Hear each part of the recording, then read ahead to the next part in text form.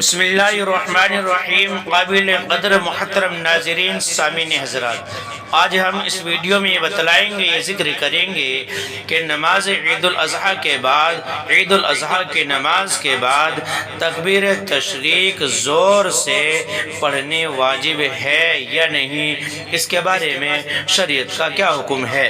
محترم سامعین حضرات، ہماری ویڈیو اچھی لگے، پسند آئے، لائک، شیئر اور کومنٹ کریں۔ اگر آپ نئے اسلامک ویڈیو کے لیے ہمارے چینل کو سبسکرائب ضرور کر لیں اور بیل آئیکن کا بٹن ضرور دبائیں تاکہ ہماری ہر نئی ویڈیو کا نوٹیفیکیشن آپ تک پہنچ سکے۔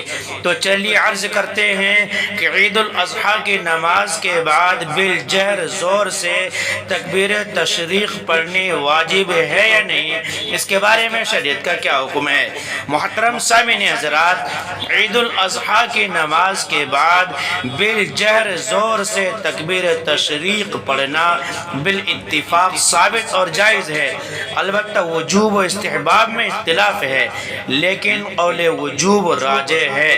عید الاضحیٰ کی نماز کے بعد زور سے، بلند آواز سے بالجہر تکبیر تشریق پڑھنا بالاتفاق ثابت اور جائز ہے، درست ہے، صحیح ہے۔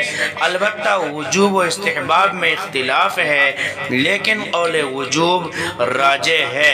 محترم سامعین حضرات، ہماری ویڈیو پسند آئے، اچھی لگے، لائک، شیئر اور کومنٹ کریں۔ اگر آپ نئے اسلامک ویڈیو کے لیے ہمارے چینل کو سبسکرائب ضرور کر لیں اور بیل آئیکن کا بٹن ضرور دبائیں تاکہ ہماری ہر نئی ویڈیو کا نوٹیفیکیشن آپ تک پہنچ سکے۔ فقط والسلام، واللہ اعلم بالصواب۔